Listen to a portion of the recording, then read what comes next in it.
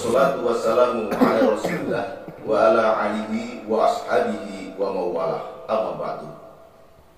Masyiral muslimin, bapak-bapak, ibu-ibu, rahimani rahimakumullah. Seseorang apabila keluar dari rumahnya tentu saja memiliki tujuan kemana kaki hendak melangkah. Kita yakin apabila seseorang hendak keluar dari rumahnya tanpa tujuan, maka langkahnya pun akan jauh daripada tujuan yang dia impikan. Begitu juga dengan kehidupan di dunia ini.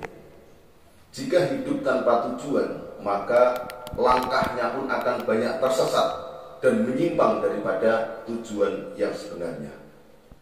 Karena itulah begitu amat sangat penting untuk kita ketahui kemana dan untuk apa tujuan hidup di dunia ini.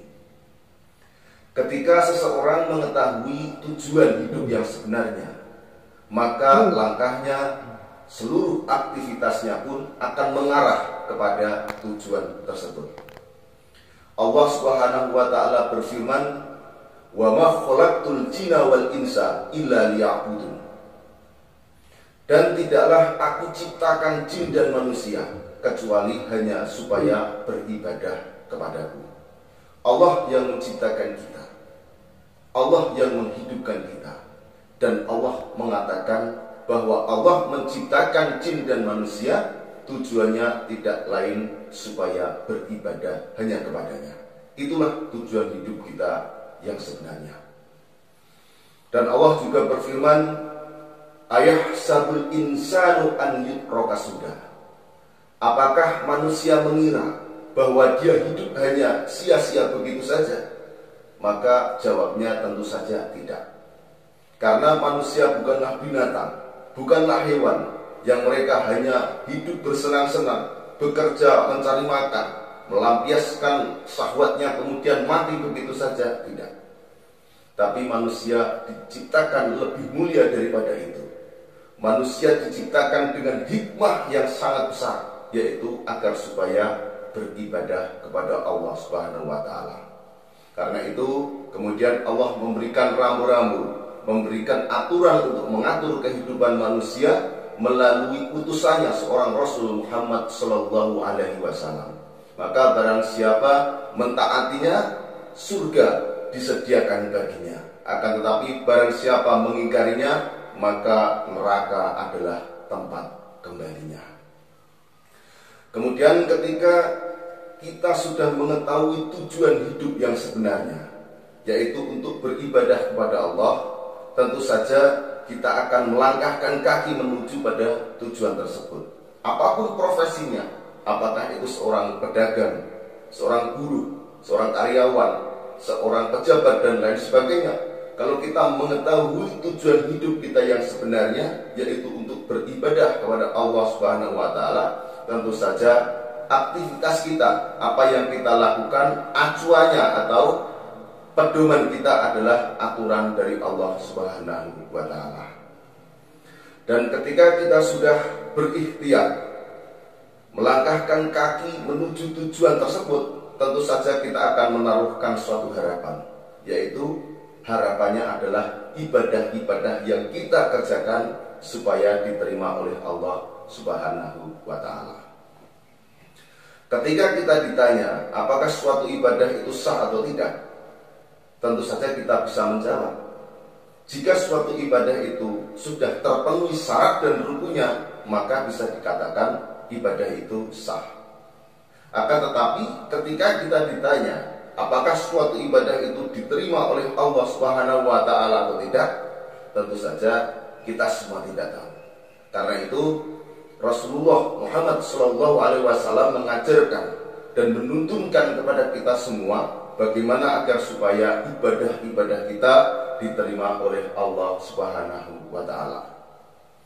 Yang pertama adalah niat yang ikhlas karena Allah.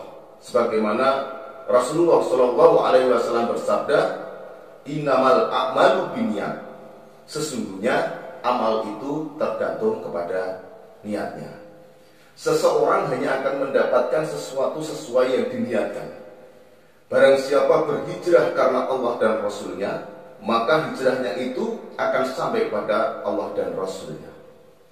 Akan tetapi barang siapa berhijrah hanya karena urusan dunia atau wanita yang hendak dinikahinya, maka hijrahnya itu hanya akan sampai pada apa yang diniatkannya.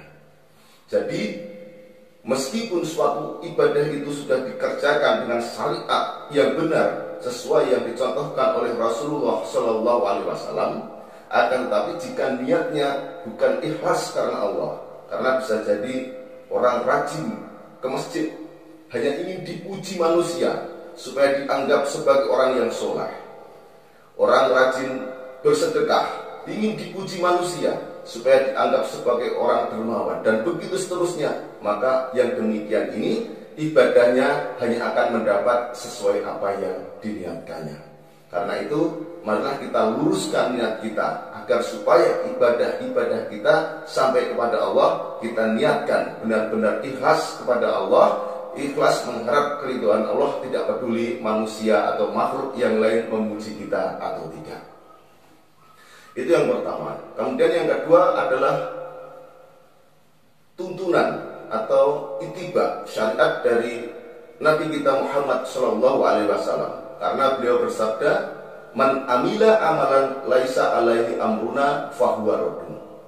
Barang siapa melakukan suatu amal ibadah yang tidak ada perintahnya dari kami, maka fahuwa raddun, tertolak. Jadi suatu amal ibadah meskipun diniatkan ikhlas mengharap keridhaan Allah Subhanahu wa taala, benar-benar ikhlas karena Allah, akan tetapi jika cara pelaksanaannya tidak sesuai syariat yang dicontohkan oleh Rasulullah SAW, maka dikatakan oleh Rasulullah fahuwa raddun, tertolak. Karena itu, agar supaya ibadah kita diterima oleh Allah, tentu saja kita harus mengikuti syariat sebagaimana yang dicontohkan oleh Rasulullah SAW. Allah Subhanahu wa taala berfirman dalam Quran surat Hud, "Liyabluwakum ayyukum ahsanu amala."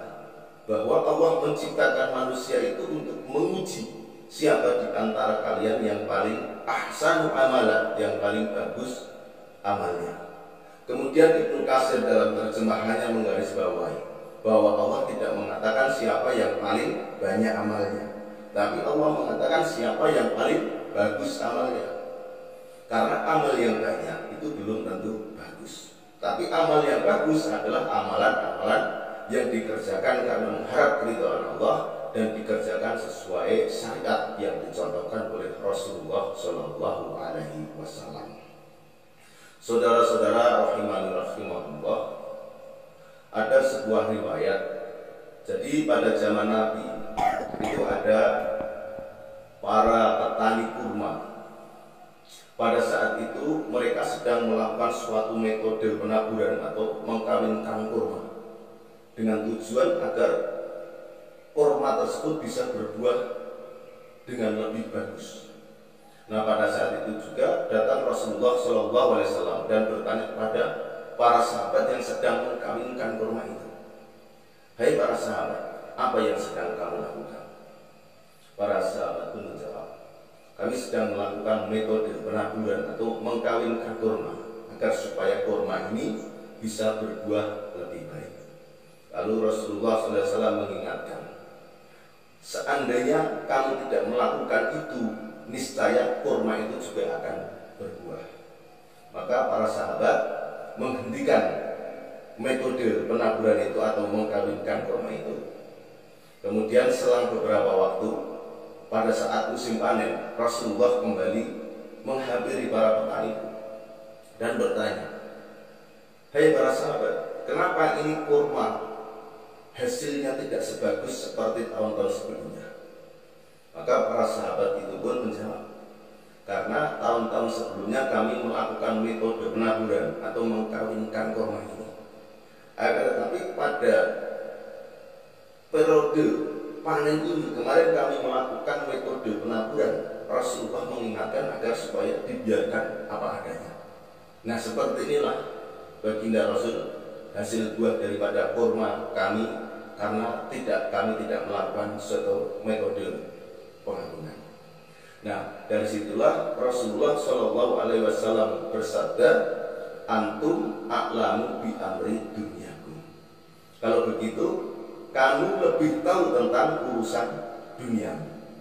Tetapi akulah satu-satunya manusia yang paling mengerti bagaimana tata cara mendekatkan diri kepada Allah Subhanahu wa taala. Karena itu masalah dunia silakan. Rasulullah merasa ada manusia yang lebih mengetahui. Silahkan dikembangkan, baik itu masalah teknologi, adat, budaya, dan lain sebagainya. Selama tidak ada larangan dari Al-Quran dan Sunnah, maka urusan dunia silahkan dikembangkan.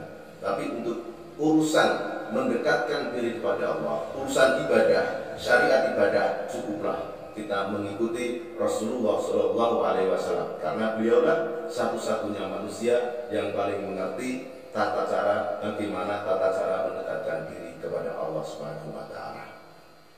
Jadi kesimpulannya, tujuan Allah menciptakan manusia, tujuan hidup kita di dunia ini adalah untuk beribadah hanya kepada Allah.